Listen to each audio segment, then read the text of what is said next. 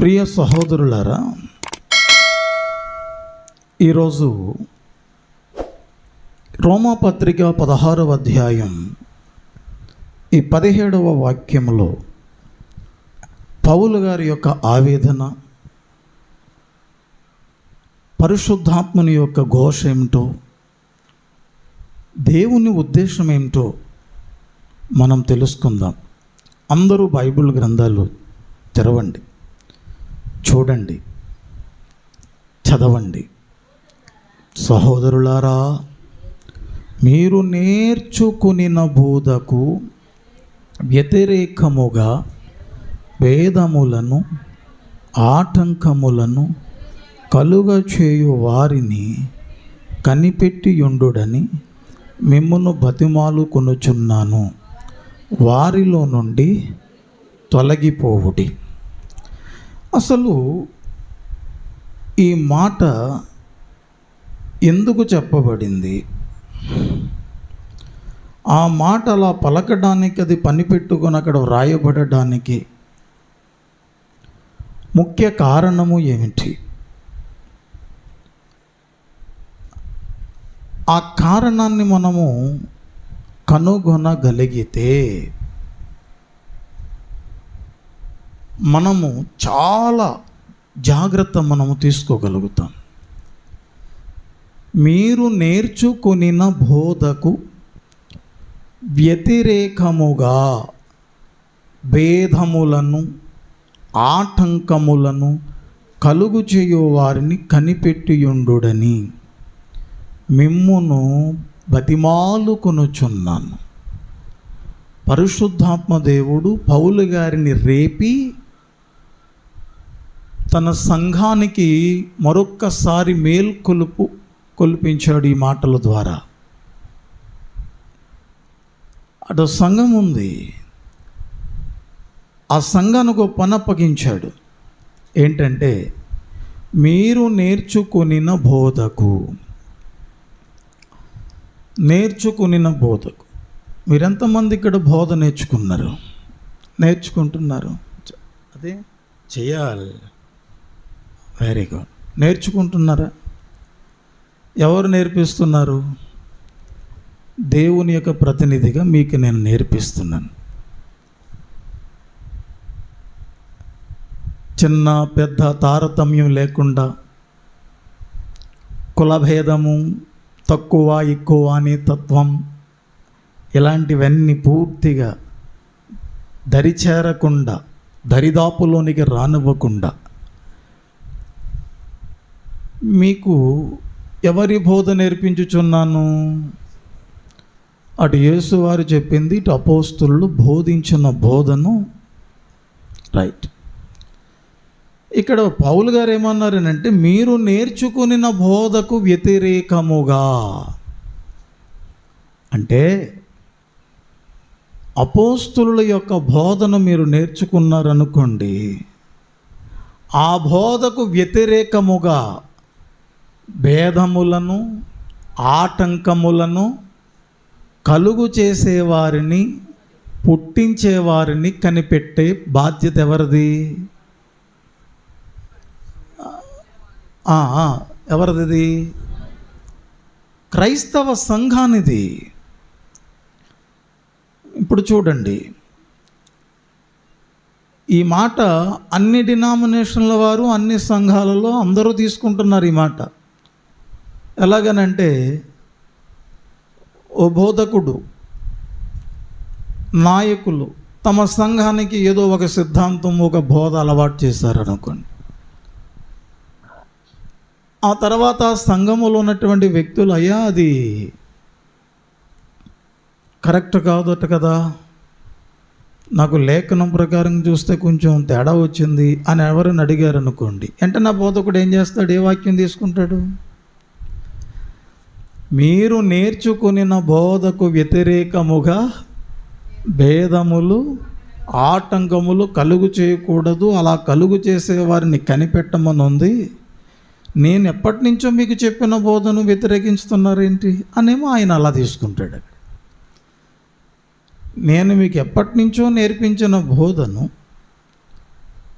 మీరు ఆటంకపరచడం, భేదాలు కల్పించడం, ఇది దైవ చిత్తానికి వ్యతిరేకం కనుక మీరందరూ శాపగ్రస్తులు అయిపోతారు అనగానే, అమ్మ బాబు ఎందుకు వచ్చిన గొడవరా బాబు. నిజమే, రోమాపత్రిక 16-17లో మీరు నేర్చుకున్న బోధకు వ్యతిరేకంగా భేదములు, ఆటంకములు కలుగు చేసేవారిని కనిపెట్టండి, అలాంటి వారితో సాంగత్యం చేయకుండా వదిలేసి వాళ్ళని వదిలేయండి, వారి నుండి తొలగిపోండి అన్నాడు రా బాబు. నిజమే అని అనుకుంటామా లేదా? ఇక్కడున్న మర్మం ఏమిటంటే, ఎవరైతే అపోస్తుల యొక్క బోధను వ్యతిరేకిస్తారో, అంటే మనం చెప్పిన బోధ, మనం విన్న బోధ, మనం నేర్చుకున్న బోధ ఎవరి బోధ అయి ఉండాలి? అపోస్తులు బోధించిన బోధ అయి ఉండాలి. రైట్ అనేవాళ్ళు ఎంతమంది? అపోస్తులు బోధించినటువంటి బోధకు వ్యతిరేకంగా, మరొకవేళ అపోస్తుల బోధకే వ్యతిరేకమైనటువంటి భిన్నమైన బోధ నేర్పించేశారనుకోండి, ఎవరైనా నేర్చేసుకున్నారనుకోండి, అప్పుడు వారు మారాలా, మారకూడదా? రైట్. మరి అపోస్తుల యొక్క బోధకు లోబడి విని పాఠం నేర్చుకుని అలా కట్టబడినప్పుడు ఇంకొకడు వచ్చి దాన్ని పాడు చేశాడు అనుకోండి, ఆటంకాలు, భేదాలు కలుగు చేశాడు అనుకోండి, అప్పుడు ఏం చేయాలి? కనిపెట్టి, ఓహో నువ్వు లేఖన విరుద్ధంగా మాట్లాడుతున్నావు, పౌలు బోధకు వ్యతిరేకంగా మాట్లాడుతున్నావు. పౌలు గారి బోధకు కానీ, పేతురు గారి బోధ, అపోస్తుల బోధకు ఎవరు వ్యతిరేకముగా మాట్లాడినా అది భిన్నమైన బోధ, అది ఆటంకము కలుగు చేసే బోధ. ఎంతమందికి ముక్క అర్థమైపోయింది? ఓకే. ఇప్పుడు మీరు ఓ ప్రశ్న అడిగారు నన్ను. ఒక్కొక్కరు ఒక్కొక్క సంఘములో ఒక్కొక్కలాగా బోధన నేర్చుకుంటున్నారు. ఇది రైటా, రాంగా? పరిశుద్ధాత్ముడు మీతో మాట్లాడుతున్నాడు. ఆత్మ చెప్పు సంగతులను చెవిగలవాడు వినుగాక. ఒక్కొక్క సంఘములో ఒక్కొక్క సిద్ధాంతము, ఒక్కొక్క బోధ, ఒక్కొక్క బోధన బట్టి ఒక్కొక్క సిద్ధాంతము తయారవుతుంది.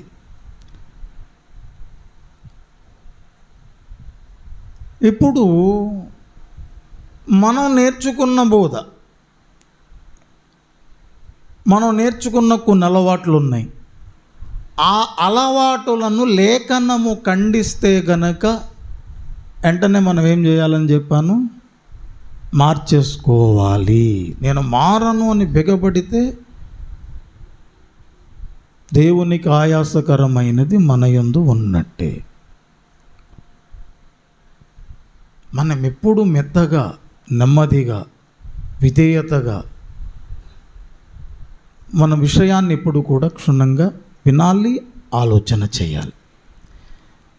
మీరు నేర్చుకున్న బోధకు వ్యతిరేకముగా భేదములను, ఆటంకములను కలుగు చేయువారిని కనిపెట్టండి. ఎందుకు కనిపెట్టమన్నాడు? నష్టము ఉంటుంది. కనిపెట్టకపోతే ఏంటి నష్టం? సంఘమే భ్రష్టత్వములోనికి వెళ్ళిపోతుంది. సంఘమే అవిశ్వాస ధోరణిలోనికి వెళ్ళిపోతుంది కనిపెట్టకపోతే.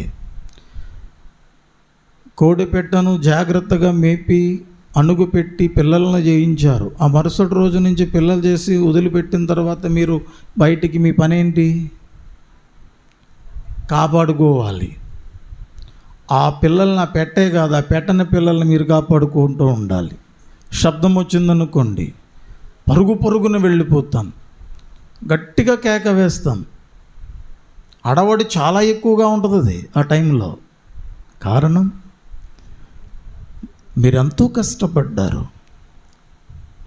మీరెంతో కష్టపడి ఆ పక్షిని, ఆ పెట్ట పక్షిని తీసుకొచ్చి గ్రుడ్డులు పెట్టించి దాని కింద చేయించి అందమైన పిల్లలను తయారు చేయించారు.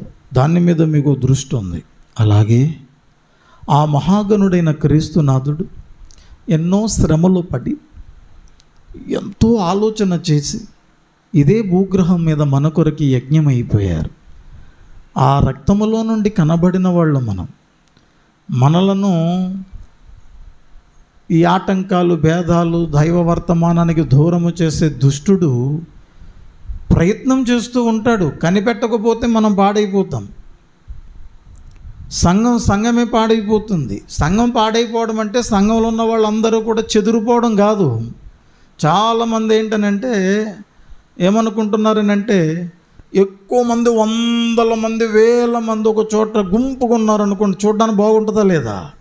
అబ్బా ఏం సంఘంరా, ఎంత బాగుందిరా అనుకుంటున్నారు. అలా కంటి చూపుకి ఎంతో సుందరముగా చూడబుద్ధి కలిగించే సంఘములో కూడా ఎందరో పాడైపోయిన వ్యక్తులు ఉంటారు. కాబట్టి ఇక్కడ మనము చూడాల్సింది, పరీక్షించాల్సింది ఏమిటనంటే, ముఖ్యంగా ఒక ప్రాముఖ్యమైనటువంటి విషయాన్ని మనము చూడాలి. అదేమిటంటే, ముందు మనము నేర్చుకున్న బోధ ఏ బోధ అయి ఉండాలి? అందరూ కూడా గట్టిగా చెప్పేసేయండి. అపోస్తులు మనకు చెప్పారా? అపోస్తులు మనకు నేర్పించారా అని చూడాలి. ఈరోజు ప్రశ్న వచ్చింది. ఏంటి ఆ ప్రశ్న అంటే, అయ్యగారు చాలా చోట్ల,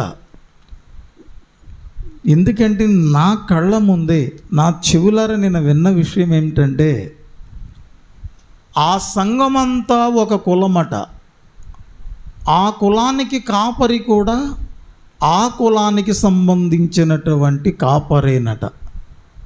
అలాగే ఉండాలంట సిస్టమ్ అంట కదండి అని ఓ ప్రశ్న అడిగారు. దీనికి జవాబు ఏమని చెప్తారు? ఎలాగంటారా? ఏమంటారు చెప్పండి?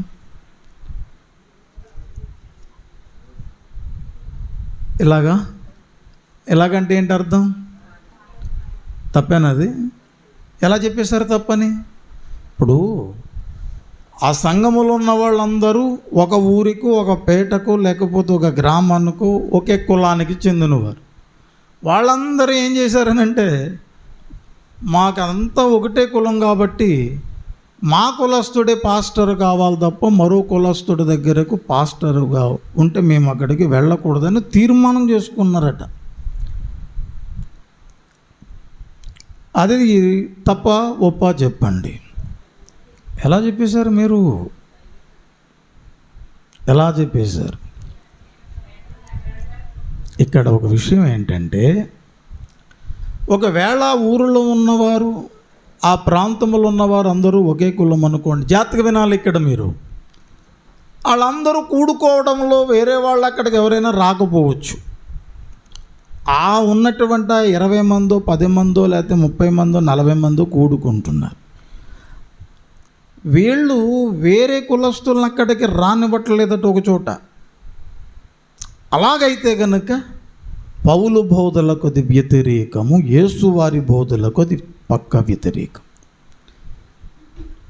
ఎవరైనా వస్తే మేము చేర్చుకుంటామండి అంటే, మేమే ఉన్నాం కాబట్టి ఇక్కడ మేమే కూడుకుంటున్నాం, ఎవరు వచ్చినా మాకు అబ్జెక్షన్ లేదని అంటే అది ఇబ్బంది ఏమీ లేదు. ఇక్కడ వచ్చిన పెద్ద పాడిబ్బంది ఏంటనంటే, మేమందరము ఒకే కులానికి చెందినవారము కాబట్టి మాకు బోధించే కాపరు కూడా అదే కులానికి చెందినవాడై ఉండాలి తప్ప ఇంకొకడు ఉండకూడదని సంఘం తీర్మానం చేశారు. ఇది రైటా? శుద్ధ తప్పన్నవారు ఎంతమంది? ఎలుగెత్తి చెప్తానన్న వాళ్ళు ఎంతమంది? ఇది యేసు వారి బోధలలో కానీ, అపోస్తుల యొక్క బోధలలో కానీ, వారి సిద్ధాంతములలో కానీ లేనిది పట్టుకొచ్చి పెట్టడం. దయచేసి క్రైస్తవులందరూ అంటే ఒకే కులానికి సంబంధించిన క్రైస్తవులందరూ ఒక సంఘము, ఆ సంఘానికి మళ్ళీ ఆ కులస్తుడు ఏ కులస్తుడైతే ఆ కులస్తుడే పాస్టర్ గారుగా ఉండడం, ఇలాగ ఉండొచ్చా? అస్సలు అలా ఉండాలని ఆలోచించడమే తప్పున్నరా? అసలు యేసువారి బోధలో కానీ, అపోస్తుల యొక్క బోధలో కానీ ఈ లేఖనాలలో ఎక్కడైనా సిద్ధాంతము ఉన్నదా? పౌలు గారు ఏమైనా నేర్పించారా? అరే అబ్బాయి, ఒక్కొక్క కులానికి ఏ కులం వాళ్ళ సంఘం కట్టుకుంటారా, అందులో నీవు ఒక పాస్టర్ గారిని ఎన్నుకుంటారా అని ఆయన అభిషేకించి హస్తనిక్షేపణ చేసిన సేవకులలో కులాన్ని చూచాడు. ఆయన బాప్తిస్మం పొందడానికి వచ్చినప్పుడు కులాన్ని చూశాడా? అసలు ఆ ప్రస్తావన లేఖనాలలో ఎక్కడైనా ఉందా? మరి ఇది ఎందుకు వచ్చింది? వస్తుంది. పరిశుద్ధాత్ముడు ప్రేరేపించని ఎన్నో ప్రేరేపణలు సాతానుడు ప్రేరేపిస్తాడు. భక్తుల్ని కూడా నన్ను పరిశుద్ధాత్ముడే ప్రేరేపిస్తున్నాడన్న భ్రమలో ఇలాంటి వాటిని కూడా ప్రజలకు నేర్పిస్తున్నారు.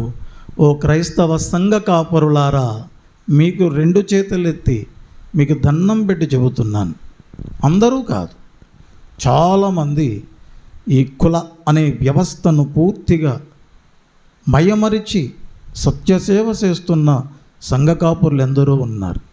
మనోళ్ళం, మనందరం ఒకటి అని చెప్పి కొంతమంది కులపరమైనటువంటి సంఘాలు కడుతున్నారు. అది క్రైస్తవ్యానికి చాలా వ్యతిరేకము, ధర్మానికి వ్యతిరేకమైనటువంటి పని అది. ఆ పని అప్పుడు కూడా ఎవరు చేయకూడదు. మరలా మిమ్మల్ని ప్రశ్న అడుగుతున్నాను. మనం ఇప్పుడు ఎన్నో కులాలు ఉన్నాయి. యేసుక్రీస్తు ప్రభు వారి దగ్గరకు వచ్చేవారు ఎన్నో కులాల నుంచి, అన్ని కులాల నుంచి కూడా వస్తూనే ఉంటారు. ఆ కులానికి సంఘము, మళ్ళీ ఆ సంఘానికి ఆ కుల సంఘమే కాపరే ఉండాలి అనేటువంటిది మన ఇంట వంట ఎక్కడ. క్రైస్తవులారా, 50 మంది క్రైస్తవులకు నేను చెబుతున్నాను ఈ ప్రశ్నకు జవాబు శుద్ధ తప్పు. అందుకే చెప్తున్నాడు, మీకు మేము నేర్పించిన బోధకు వ్యతిరేకముగా భేదములను, ఆటంకములను అది కనిపెట్టండి. ఇలాంటి వాడు ఏ ఊరిలో ఉన్నారో కనిపెట్టండి. మచ్చుకు కూడా సీక్రెట్గా కూడా మనందరం మన వాళ్ళం కదమ్మా, మనందరం కులస్తులమా కదా, మరి మమ్మల్ని వదిలేసి మీరు ఇంకో చోటుకి వెళ్తానంటే ఎలాగా అని కూడా ఎవ్వరు కూడా అలాగూ చెప్పవద్దు. ఆ అలవాటు మనలో ఉండకూడదు. ఉన్నదా అయితే ఆ బోధకు, అపోస్తుల యొక్క బోధకు, ఆ పరిశుద్ధాత్ముడు నేర్పించిన ఆదిమ సంఘ బోధకు మనం ఆటంకము, భేదములు కలుగు చేసిన వారం అయిపోతామన్నమాట. ఇప్పటి వరకు నేను చెప్పినటువంటి బోధ సారాంశం ఏమిటి చెప్పండి? ముందు క్రైస్తవ్యములో కుల వ్యవస్థ అనేటువంటిది అసలు ఉండదు. దాన్ని ఏర్పాటు చేసేటటువంటి పని కానీ ఎవరు చేసినా మనందరూ ఒకే కులం, గుడి కట్టుకుందాం, మనలోని ఒకరిని కాపరిగా ఏర్పాటు చేసుకుంటాం. మీరు ఏర్పాటు చేసుకోవడం కాదు, కాపరిగా దేవుడు ఏర్పాటు చేయాలి. కాపరి లేని సంఘం ఎక్కడైనా ఒకవేళ ఉంటే ఆ సంఘము నచ్చిన వారిని, వారికి నచ్చిన వారిని వారు పోగొట్టుకోకూడదు. నో, ప్రభువుని అడగాలి. మీరు అరణ్యములో ఉండి ప్రార్థన చేసిన దేవుడు వినడా? ఆయన దగ్గరకు మళ్ళీ మోసుకెళ్ళడానికి ఇంకొకరు ఎవరైనా అవసరమా? మీరు అరణ్యములో ఉన్నారన్న సంగతి దృశ్య రూపంలో ఆయనకి కనిపిస్తూనే ఉంటుంది కదా. అంత విశ్వాసముతో మీరు ప్రార్థన చేయాలి, ప్రభువా నేనేమి చేయాలి, మేము ఇంతమంది ఉన్నాం, మా కాపరి లేడు, మాకు కాపరిని పంపించుము అంటే అప్పుడు దేవుడు మరో కాపరికి ప్రత్యక్షమై నువ్వు వెళ్ళి అక్కడ సేవ చేయి అంటాడు. తీరా చూసి వచ్చిన తర్వాత ఇతడు మా కులస్తుడు కాదే అని అన్నామనుకోండి, మరలా మనము దేవుని బోధకు భేదము, ఆటంకము, వ్యతిరేకత తెచ్చిన వాళ్ళం అయిపోతాం. కాబట్టి ఈరోజు ఈ మధ్యాహ్నము సందేశంలో మనం కుల అనేటువంటి వ్యవస్థను మనము ఏమాత్రము కూడా క్రైస్తవ సమాజంలోనికి తీసుకొని రాకూడదు. Please forget it. దాన్ని మర్చిపోండి. మనమందరము క్రీస్తునందున్నామా లేదా అన్న ప్రశ్నే కానీ క్రీస్తునందున్నవాడు ఈ కులస్తుడు అనేటువంటిది కాదు, బోధించేవాడు ఈ కులస్తుడు అనేటువంటిది మనం ఉండకూడదు. యేసయ్య దగ్గరకు అన్ని వర్గములు వచ్చాయి, ఒక వర్గం కాదు. ఈనాటి క్రైస్తవ సంఘానికి కూడా అన్ని వర్గముల వారు కూడా రావాలి. వెల్కమ్, అందరికీ స్వాగతం చెబుతున్నాను. ఎవరి గొడవ నాకు తెలియదు. అన్ని కులముల వారికి కూడా. అంటే ఆ పేరు ఎందుకు ఎత్తాల్సి వచ్చిందనంటే ప్రజలలో ఉన్న నానుడిని తొలగించడానికి తప్పకి పేరెత్తాను తప్ప దీన్ని మరో విధముగా ఎవరు కూడా అపార్థం చేసుకోకూడదు. ఏమన్నాను చెప్పండి? మనమన్ని కులముల వారికి స్వాగతం పలుకుతాయి ఈ కల్వరి సంపూర్ణ సువార్త సంఘాలు. ఈ పేరు లేకుండా ఉన్న సంఘాలలో చాలా సంఘాల వారు కూడా ఇదే ధర్మాన్ని ఆచరిస్తున్నారు. ఎక్కడో ఒక చోట అక్కడక్కడ ఈ కుల వ్యవస్థ సంఘాలు కడుతున్నారట. అలా కట్టకూడదని పరిశుద్ధాత్మ ప్రేరణ బట్టి మీకు నేను తెలియజేస్తున్నాను. అలా కట్టడం మూలంగా ఎప్పటికైనా ఆ సంఘానికి ముప్పే, ఆ కాపరికి కూడా ముప్పే. దేంటి మావోడని విశ్వాసులు అనడం ఏంటి? మనందరం ఒక్కలము కదా అని కాపరు అనడం ఏంటి? అసలు ఆ వ్యవస్థ ఎందుకు తెస్తున్నారు? సత్క్రైస్తవుడి యొక్క ధోరణి అదా అపోస్తులు బోధించిన బోధ. ఇంటర్నెట్లో ఈ ప్రసంగం ప్రపంచానికి వెళ్తుంది. ఇది అందరూ వినాల్సినటువంటి విషయం. చాలామంది తప్పులు అడుగు ఇక్కడే వేస్తున్నారు. కాబట్టి నా ప్రియ మిత్రులారా, గలతీలకు రాస్తున్నటువంటి పత్రిక 1వ అధ్యాయము, గలతీలకు రాస్తున్నటువంటి పత్రిక 1వ అధ్యాయము 6వ వాక్యము చూడండి.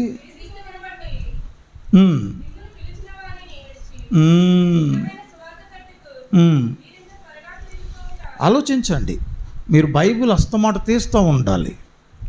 ప్రతి రిఫరెన్స్ కూడా పరీక్ష చేయండి. గలతీ 1:6 క్రీస్తు కృపను బట్టి మిమ్మును పిలిచిన వారిని విడిచిపెట్టేసి భిన్నమైన సువార్త తట్టుకు మీరెంత త్వరగా తిరిగిపోవుట చూడగా నాకు ఆశ్చర్యమైపోతుంది. ఏ సువార్తటది? గట్టిగానండి. భిన్నమైన సువార్త అంటే అది సువార్తే, కానీ ఏ సువార్తది? భిన్నమైన సువార్త. భిన్నము అంటే అసలు సిసలైన సువార్తకు వేరుగా తేడాగా ఉండేటటువంటి సువార్త. ఆ మాటల్లో పౌలు గారు బాధపడుతున్నారా? బాధపడడం లేదా? క్రీస్తు కృపను బట్టి మిమ్మును పిలిచిన వానిని విడిచి భిన్నమైన సువార్త తట్టుకు మీరింత త్వరగా తిరిగిపోటు చూడగా నాకు ఆశ్చర్యము కలుగుతున్నది. అది మరి ఒక సువార్త కాదు, కానీ క్రీస్తు సువార్తను చెరపగోరి మిమ్మను కలవరపరుచువారు కొందరు ఉన్నారు. అందులో ఈ కుల వ్యవస్థ తెచ్చేవారు కూడా కొంతమంది అన్నమాట. కలవర పెడతా ఉంటారు. ఈ భిన్నమైనటువంటి బోధలు ఏది వినాలో ఏది నమ్మాలో కొంతమంది అర్థం కాక కంగారు పడిపోయి సత్యము అయిన బోధనే ఏం చేస్తున్నారనంటే అనుమానిస్తున్నారు. అసత్యమైన బోధనే హత్తుకుంటున్నారు. అదో పొరపాటు జరుగుతుంది ఈరోజు. ఆలోచించండి. అంటే ఒక సత్యాన్ని కూడా విడిచిపెట్టి అసత్యములోనికి ప్రజలు వెళ్ళిపోయారంటున్నాడు. గలతీ సంఘములో అది జరిగిందట.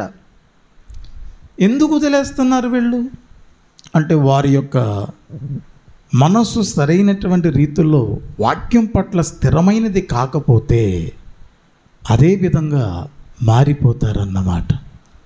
కాబట్టి ఈరోజు మీతో నేను చెప్పేటటువంటి మాటలు ఏంటంటే, మీరు పోగు చేసుకున్న ఒక వ్యక్తిని కాదు, దేవుడు నీ దగ్గరకు పంపించే కాపరిని స్వీకరించాలి. ఏంటారా? తిమోతికి రాస్తున్నటువంటి 2వ పత్రికలో ఓ మాట కనిపిస్తుంది చూడండి. తిమోతికి రాస్తున్నటువంటి 2వ పత్రిక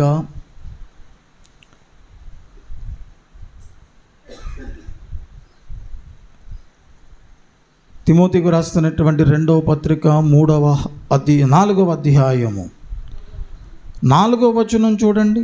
సత్యమునకు చెవినీయక. ఎవరు? ఆ రోజులు వస్తాయని చెప్పాడు. దేనికి చెవివారు?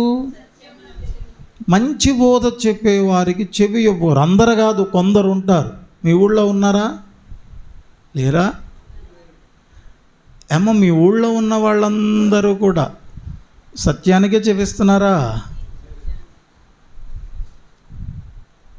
ఒక మంచి మాట చెప్పడానికి మీరు ఒక ఇంటికి వెళ్ళండి, మీకు అంత స్థానం ఎక్కువసేపు ఉండదు. అదే కాస్త కుటుంబ వ్యవహారం అంతా కూడా తునకలైపోయి పాడు చేసే మంచి మాటలు చెప్పేవాళ్ళు ఉంటారు. మంచి మాటలు అవి వాళ్ళ దృష్టికి మంచిగానే ఉంటాయి, విన్నవాళ్ళ దృష్టికి. కుటుంబాలే తగులడిపోతూ ఉంటాయి. మంచికి ఇచ్చినంత విలువ చెడ్డకు అస్సలు ఇవ్వకూడదు. చెడ్డకి ఇచ్చినటువంటి విలువ, మించిన విలువ మంచికి ఇవ్వడం మనం నేర్చుకోవాలి. చదవండి 4వ వాక్యం. సత్యమునకు చెవి నీయక కల్పనా కథల వైపుకు తిరుగు కాలం వచ్చేస్తుంది అన్నట్టు. ఎంతమంది బాధ కలుగుతుంది ఈ మాట? దుఃఖపడుతున్నారా? దుఃఖపడాలి.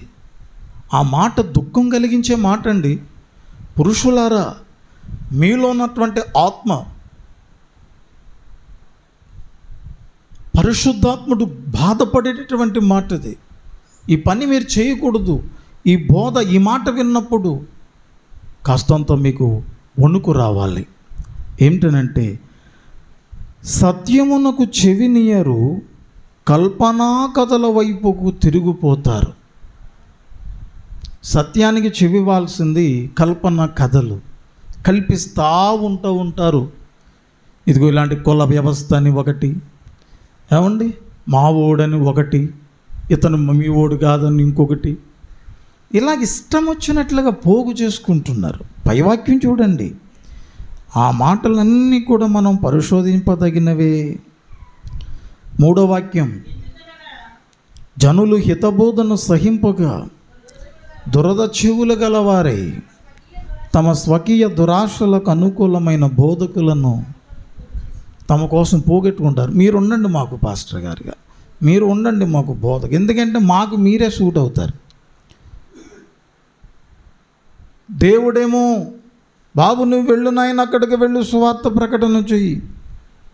అక్కడ వాక్యమే ఉంది కానీ సత్యవాక్యం లేదని మీ కాపరికి దేవుడు చెబుతూ ఉంటుంటే వద్దు వద్దు వద్దు వద్దు మాకు, మేము ఆల్రెడీ పోగు చేసుకున్నాం, ఇక్కడ మేము రైట్ చేసుకున్నాం, ఎందుకంటే ఈయనైతేనే మాకు కరెక్ట్గా సరిపోతాడు, ఎందుకంటే ఇతడు మా కులస్తుడు కదా, మా కులానికి సరిపోతాడు.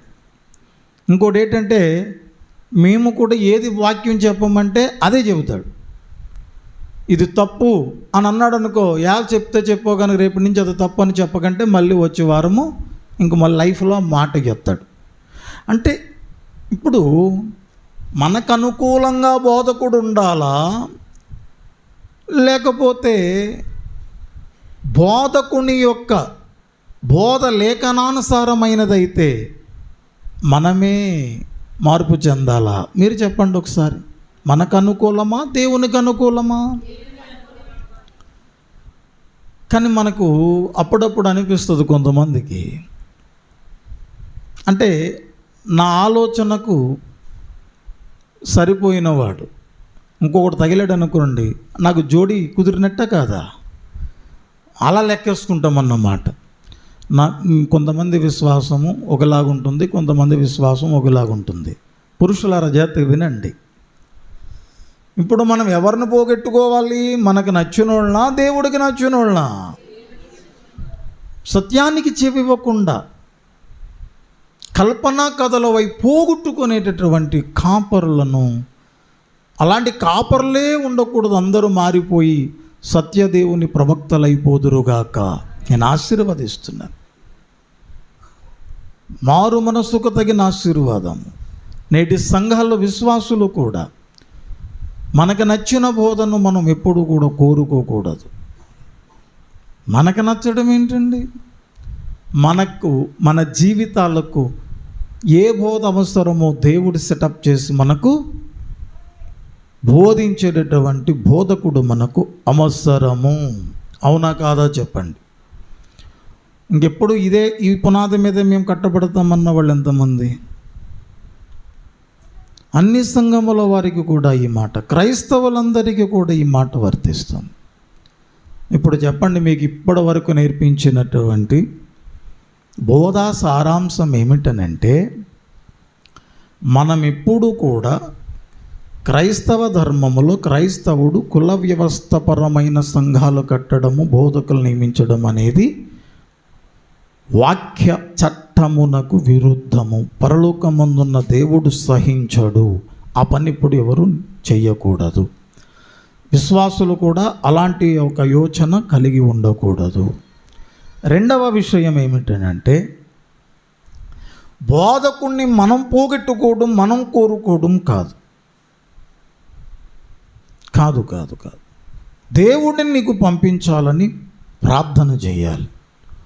నాకు దేవా నాకు సత్యమును ప్రకటించువాడు కావాలి. ఒకవేళ నీ అల్లుడు పాస్టర్ గారు అవ్వచ్చు, కొడుకు పాస్టర్ గారు కావచ్చు, కూతురు పాస్టర్ అమ్మగారు కావచ్చు, లేకపోతే తోడళ్ళు పాస్టర్ గారు కావచ్చు, లేకపోతే ఇంకొకరు పాస్టర్ గారు కావచ్చు. కానీ ఈ సత్యధర్మానికి అసలు లేఖనానుసారమైనటువంటి పౌలు బోధలకు వ్యతిరేకమైన ట్రైనింగ్ పుచ్చుకొని ఏదో చెబుతున్నాడు. ఇప్పుడు మరి ఏం చేస్తారు చెప్పండి? మరి ఇప్పుడు మనం ఏం చేయాలి? తమ్ముడు లేకపోతే అన్నయ్య, ఇది కరెక్ట్ కాదు అని ఎంతమంది తిరిగి బోధిస్తారో చెప్పండి. లేదా రాజీ పడిపోతారా? మీరు రాజీ పడిపోతే అక్కడ మీరు లేఖనానికి సమీపించిన వారు, దగ్గరగా ఉన్నవారు కాకపోతాం, దెబ్బైపోయినట్టే. అలాగెప్పటికీ కూడా చెయ్యకూడదు అని త్రికరణ శుద్ధిగా నమ్మిన వాళ్ళు ఎంతమంది? ఎప్పుడు కూడా మనం కోరుకున్నది సంఘములో జరగాలి అనుకుంటే మనకు ఒక్కొక్కరికి ఒక్కొక్క కోరిక పుడుతుంది. అవునా కదా చెప్పండి. మరి ఇప్పుడేం చేయాలి మనం? అప్పుడేం చేయాలని అంటే, మనము మన సొంత నిర్ణయాలు తీసుకోకుండా బోధ విషయములు ఎప్పుడూ లేఖనానికి, దేవునికే మనం అప్పగించేయాలి తప్ప మనకేదో తోచిందని చెప్పి దాన్ని బోధించేవాడిని మనము పోగు చేసుకోనకూడదు. ఈ విషయంలో మీకు క్లుప్తంగా ఈ సందేశాన్ని మీకు నేను చెబుతున్నాను. ఇంతకీ మన మూలవాక్యం ఏంటి చెప్పండి? సహోదరులారా, మీరు నేర్చుకొని నా బోధకు అంటే అక్కడున్న రోమా సంఘం ఏ బోధ నేర్చుకున్నారు? అపోస్తలుల యొక్క బోధే.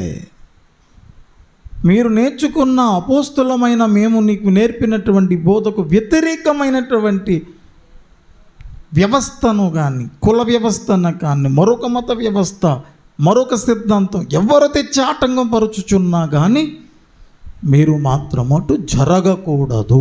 అలాంటి వారిని కనిపెట్టండి. కనిపెట్టే పని ఎంతమంది చేస్తారు? ఈ వాక్యానికి నేను లోబడతానన్న వాళ్ళు ఎంతమంది? కనిపెట్టడం అంటే ఏంటి? వాక్యానికి వ్యతిరేకంగా మాట్లాడడం, అనుకూలంగా మాట్లాడడం వేరు, వ్యతిరేకంగా మాట్లాడడం వేరు. అలాంటి వారిని కనిపెడతానన్న వాళ్ళు ఎంతమంది? ఇప్పుడు పాయింట్ అర్థమైనట్లే. కనిపెడతారా? మరి కనిపెట్టి ఏం చేస్తారు? ఇద్దరు కలిసి బండేసుకు వెళ్ళిపోతారా? సరే, కనిపెట్టారు. చెప్పండి, మీరు చెప్పండి. కనిపెట్టి ఏం చేయాలన్నాడు అక్కడ? చదవండి. వారి నుండి అందరూ చెప్పాలన్నమాట. వారి నుండి తొలగిపోవాలి. బండికి వెళ్ళిపోవడం కాదు, కారు ఎక్కి వెళ్ళిపోవడం కాదు, ముందు నువ్వు తొలగిపోవాలి అర్జెంటుగా. మరి అవతలడం నీ ఫ్రెండ్, మరి ప్రాణ స్నేహితుడు, అందరూ 5 రూపాయలు వడ్డీకి ఇస్తే మనోడు రూపాయికి ఇచ్చేస్తున్నాడు. అట్లాంటి రూపాయికి ఎవరు ఇస్తున్నారండి? ఇస్తే చూడండి, మనకి 3 కావాలి నాకు. మరి అట్లాంటి రూపాయికి ఇస్తానంటున్నాడు. రూపాయికి ఇస్తానంటే తీసుకోండి, అంతేగాని ఆ తర్వాత తిరిగి మళ్ళీ ఇచ్చేయండి. అంతేగాని ఈ వాక్య వ్యతిరేకమైనటువంటి ఆటంకాలు, భేదాలు కలుగు చేసేవాడు నువ్వు నన్ను వెంబడితే రూపాయికి ఇస్తానంటే మరి ఎంతమంది వెళ్తారు? మరి బండి ఎంతమంది ఎక్కేస్తారు? ఇలాగనండి అందరూ కూడా ఈ స్టాండ్ మీద ఎంతమంది నిలబడి ఉంటారు? ఆల్రెడీ ఇప్పటికే నిలబడి ఉన్నానన్న వాళ్ళు మీరు ఎంతమంది? వెరీ గుడ్ కదండి. కాస్త లోతుగా విచారిస్తే మనకి ఇన్ని విషయాలు మనకు అర్థమవుతాయి. ఇప్పుడు ఇంతకీ ప్రశ్న ఏంటి? క్రైస్తవ ధర్మంలోనే ఒకే కులానికి ఒకే కాపరు ఉండాలట, అది రైట్ అంటున్నారు. అది చేయడం తప్ప ఒప్ప? అది ప్రశ్నకు సమాధానం. తప్ప ఒప్ప చెప్పండి. ఎలా చెప్పేశారు తప్పని? పౌలు గారు ఇంటా వంట కానీ, యేసువారి ఇంటా వంట కానీ, వారి బోధనలో కానీ, వారి ఉద్దేశంలో లేని దాన్ని తెచ్చిపెట్టారు. ఇలా తెచ్చిపెట్టడం వలన మరలా సమాజంలో ఈ క్రైస్తవ ధర్మం వలన ఏ విధమైన ఉపకారము ఏముంటుంది? మళ్ళీ ఇందులోనూ కూడా అదే కలుగుతుంది. అన్నీ తిరిగి వచ్చానురా, అన్ని రకరకాలుగా ఉన్నాయి, క్రిస్టియానిటీ దగ్గరకు వచ్చాను, ఇక్కడ కూడా అలాగే ఉందిరా అని చెప్పి స్వస్తి పలకడానికి ఇతరులకు అవకాశం కల్పించే పరిస్థితి అయిపోతుంది. సహోదరులనే భేదం పోతుంది, ఆ సహోదరులు అనేటువంటి ఒక అలవాటు పోతుంది. కుల సహోదరులు అయిపోతారు, మత సహోదరులు అయిపోతారు. అలా ఉండకూడదు. మన కులం కాని వారు కూడా మనకు సహోదరులే అన్నవాళ్ళు ఎంతమంది? మన మతం కాని వారు కూడా సహోదరులే అన్నవాళ్ళు ఎంతమంది? సహోదరులేనా? మరి నేర్చుకున్నారా? మీకు నేనేది నేర్పాను? మరి నేను లేఖనానుసారమైంది మీకు నేర్పించానా, లేఖన విరుద్ధమైంది ఏమైనా నేర్పించానా? కొంచెం మీకు కష్టంగా ఉందా? ఇది ఏం లేదు కదా. కష్టంగా ఉన్నా ఇష్టంగా స్వీకరించి మారు మనసు పొందుదాం. ఇది ఈ సందేశం యొక్క ముగింపు పలుకులు.